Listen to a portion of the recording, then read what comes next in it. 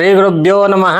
ಹರಿ ಓಂ. ಗುರುಬ್ರಹ್ಮ ಗುರುವಿಷ್ಣು ಗುರುದೇವೋ ಮಹೇಶ್ವರ, ಗುರು ಸಾಕ್ಷಾತ್ ಪರಬ್ರಹ್ಮ ತಸ್ಮೈ ಶ್ರೀ ಗುರುವೇ ನಮಃ. ಗುರುವೇ ಸರ್ವಲೋಕಾನಾಂ ಭಿಷಜೇ ಭವರೋಗಿಣಾಂ ನಿಧಯೇ ಸರ್ವವಿದ್ಯಾನಾಂ ಶ್ರೀ ದಕ್ಷಿಣಾಮೂರ್ತಯೇ ನಮೋ ನಮಃ.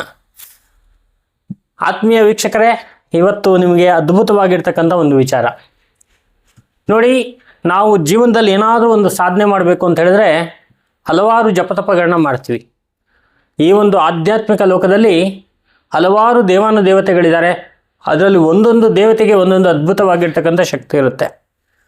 ಈ ಒಂದು ಅದ್ಭುತವಾಗಿರ್ತಕ್ಕಂಥ ಶಕ್ತಿಯ ಪಡೆದಿರ್ತಕ್ಕಂಥ ಆ ದೇವಾನುದೇವತೆಗಳಿಗೆ ಕೆಲವು ಪಾಲಿಸುವಂಥ ದೇವತೆಗಳು ಅಂದರೆ ಗಣಗಳು ಅಂತ ಹೇಳಿ ಕರಿತೀವಿ ನಾವು.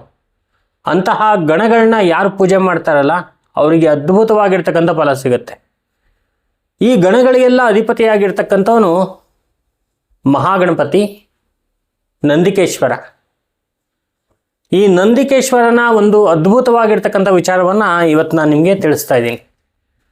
ಶಿವನ ಜೊತೆಗೆ ಶಿವನ ಮುಂದೆ ಇರ್ತಕ್ಕಂಥ ಶಿವನ ವಾಹನವಾಗಿರ್ತಕ್ಕಂಥವನು ನಂದಿಕೇಶ್ವರ.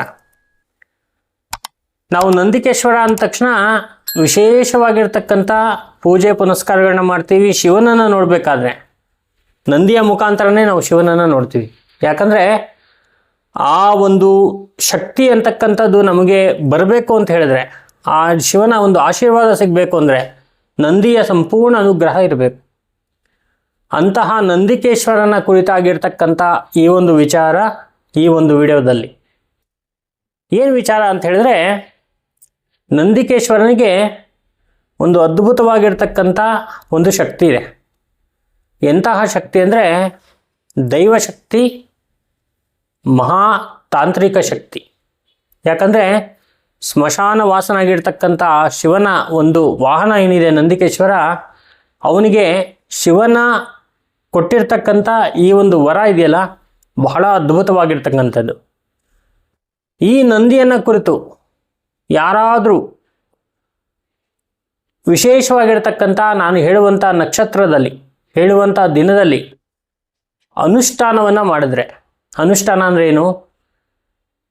ನೀವು ಮಾಡುವಂತಹ ಒಂದು ಪೂಜೆ ಪುನಸ್ಕಾರ, ಕೊಡುವಂತಹ ದಾನ, ಮಾಡುವಂತಹ ಜಪ ಧ್ಯಾನ ಮತ್ತು ಸಿದ್ಧಿ, ಇದಿಷ್ಟು ಕೂಡ ಅನುಷ್ಠಾನ ಅಂತ ಹೇಳ್ತೀವಿ ನಾವು.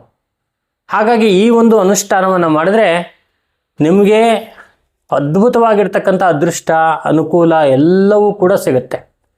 ಈ ಒಂದು ನಮ್ಮ ಕನ್ನಡ ಅಸ್ಟ್ರೋ ಮೀಡಿಯಾ ಮುಖಾಂತರ ಈ ಅದ್ಭುತವಾಗಿರ್ತಕ್ಕಂಥ ವಿಚಾರವನ್ನು ನಿಮ್ಮೆಲ್ಲರಿಗೂ ನಾನು ತಿಳಿಸ್ತಾ ಇದ್ದೀನಿ.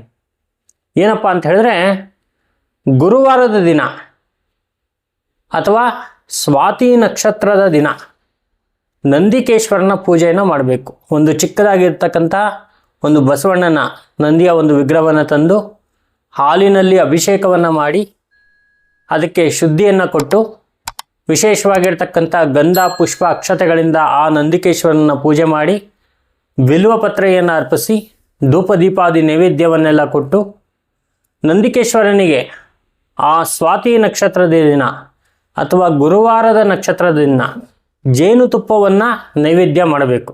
ಶುದ್ಧವಾಗಿರ್ತಕ್ಕಂಥ ಜೇನುತುಪ್ಪವನ್ನು ಒಂದು ಸಣ್ಣ ಬಟ್ಲಲ್ಲಿ ಹಾಕಿ ನೈವೇದ್ಯವನ್ನು ಕೊಡಬೇಕು. ನೈವೇದ್ಯವನ್ನು ಕೊಟ್ಟು ಆ ಸ್ವಾಮಿಗೆ ಚೆನ್ನಾಗಿ ನಾವು ಪ್ರಾರ್ಥನೆಯನ್ನು ಮಾಡಿಕೊಳ್ತಾ ನಂದಿಕೇಶ್ವರನ ಒಂದು ಜಪವನ್ನು ನಾವು ಮಾಡುವಂಥದ್ದು.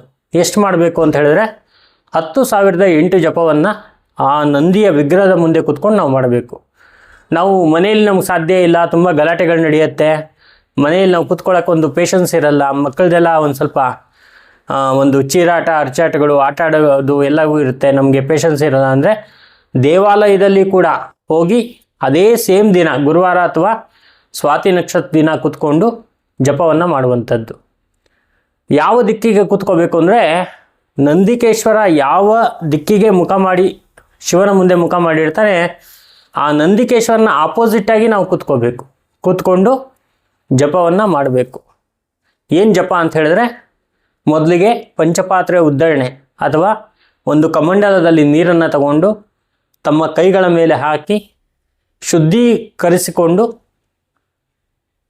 ಆ ವಿಶೇಷವಾಗಿರ್ತಕ್ಕಂಥ ನಂದಿಕೇಶ್ವರನ ಪ್ರಾರ್ಥನೆಯನ್ನು ಮಾಡಿ, ನನಗೆ ಇಂಥದ್ದನ್ನು ನೀನು ದಯಪಾಲಿಸು ಅಂತ ಹೇಳಿ ಪ್ರಾರ್ಥನೆ ಮಾಡ್ಕೊಳ್ತಾ ಜಪವನ್ನು ಪ್ರಾರಂಭ ಮಾಡಬೇಕು. 10,008 ಜಪವನ್ನು ಯಾರು ಮಾಡ್ತಾರೋ ಅವರಿಗೆ ಅದೃಷ್ಟ, ಅದ್ಭುತ ಅನುಕೂಲಗಳು ಬಹಳ ಚೆನ್ನಾಗಿ ಆಗುತ್ತೆ ಮತ್ತು ವಿಶೇಷವಾಗಿರ್ತಕ್ಕಂಥ ಫಲ ಅವರಿಗೆ ಸಿಗುತ್ತೆ. ಜಪವನ್ನು ಕೂಡ ಇವತ್ತಿನ ದಿವಸ ನಾನು ನಿಮಗೆ ಕೊಟ್ಬಿಡ್ತೀನಿ. ನೀವು ಈ ಒಂದು ಪ್ರಯೋಗವನ್ನು ಮಾಡಿ ನೋಡಿ, ಒಂದು ಅದ್ಭುತ ಫಲವು ನಿಮಗೆ ಸಿಕ್ಕೇ ಸಿಗುತ್ತೆ. ಗುರುವಾರ ಅಥವಾ ಸ್ವಾತಿ ನಕ್ಷತ್ರ ದಿನ ಪ್ರಾತಃ ಕಾಲದಲ್ಲಿ ಸೂರ್ಯ ಉದಯ ಆಗೋಕ್ಕಿಂತ ಮುಂಚೆ ಇದನ್ನು ಮಾಡಬೇಕು. ಸಂಧ್ಯಾ ಕಾಲದಲ್ಲಿ ಮಾಡೋಂಗಿಲ್ಲ. ಸೂರ್ಯ ಉದಯ ಆಗೋಕ್ಕಿಂತ ಮುಂಚೆನೇ ನೀವು ಈ ಒಂದು ಪ್ರಯೋಗವನ್ನು ಮಾಡುವಂಥದ್ದು. ಈ ಒಂದು ಜಪ ಯಾವ ರೀತಿಯಲ್ಲಿದೆ ಅಂದರೆ, ಓಂ ಚಕ್ರತುಂಡಾಯ ವಿದ್ಮಹೆ ಮಹಾದೇವಾಯ ಧೀಮಹೆ ತನ್ನೋ ಮಹಾನಂದಿಕೇಶ್ವರ ಪ್ರಚೋದಯಾತ್ ಅನ್ನುವಂತಹ ಗಾಯತ್ರಿ ಮಂತ್ರ.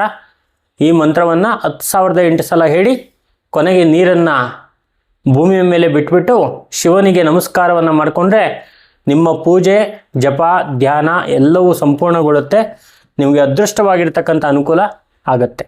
ಮುಂದಿನ ಎಪಿಸೋಡಲ್ಲಿ ಇನ್ನೊಂದು ವಿಶೇಷವಾಗಿರ್ತಕ್ಕಂಥ ಅದ್ಭುತ ವಿಚಾರ ಕಾಯ್ತಾ ಇರಿ. ನಮಸ್ಕಾರ.